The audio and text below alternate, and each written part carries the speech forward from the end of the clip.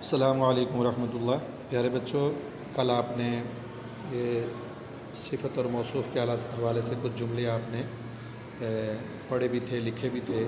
آگے یہ قاعدہ آپ نے پڑھا تھا، یعنی کہ موصوف اور صفت کا جملہ کیسے بناتے ہیں۔ آج آپ پیج نمبر 15 پر جو 5واں سبق ہے، اس میں آپ نے 3 جو لفظ ہیں، مستطیل، مربع، مثلث، یعنی ریکٹینگل، اسکیئر اور ٹرائنگل، اس کی آپ نے پریکٹس کرنی ہے کہ ٹرائنگل کو مثلث عربی میں کہا جاتا ہے، اسی طرح اسکیئر کو مربع اور ریکٹینگل کو مستطیل۔ تو مذکر ہے تو مستطیل، مؤنث ہے تو مستطیلۃ۔ اسی طرح مربع مذکر کوئی بھی چیز جس کو آپ بیان کرنے جا رہے ہیں، اور مربعۃ مؤنث کے لیے، مثلث مذکر کے لیے، مثلثۃ مؤنث کے لیے۔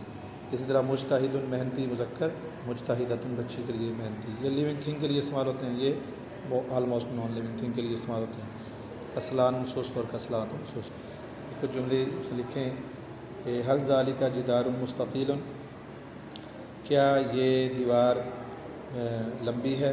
مستطیل کا مطلب لمبی ہے، تو کہ نعم ذالک جدار مستطیل، جی ہاں یہ دیوار لمبی ہے، یعنی کہ اس شیپ کی ہے۔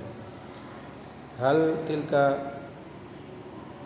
طلاست مستطیلۃ، دیکھیں اس میں بھی طلاست مؤنث ہے، مستطیلۃ بھی مؤنث ہے۔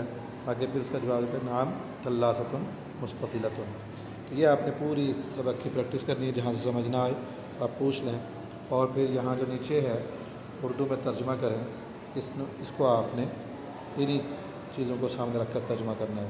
حل ھذا رف مثلث، کیا یہ الماری مثلث ہے؟ شلف جو ہے مثلث ہے، الماری مثلث ہے۔ نعم تلک مراقبۃ ذکیۃ، اب اس کا ترجمہ آپ نے، تو یہ پورا ترجمہ آپ نے خود سے سارے الفاظ آپ نے پڑھے ہوئے ہیں، جہاں سے مشکل درپیش آئے تو وہ مجھ سے رابطہ کر سکتے ہیں۔ آپ نے اس پیج کو مکمل کرنا ہے، یہ آج کی ایکٹیویٹی بھی ہے اور آپ نے اس کام کو کرنا ہے، ٹھیک ہے؟ یہ آج آپ کا ہوم ورک بھی ہے اور یہ پریکٹس کے لیے بھی دیا جا رہا ہے۔ السلام علیکم ورحمۃ اللہ۔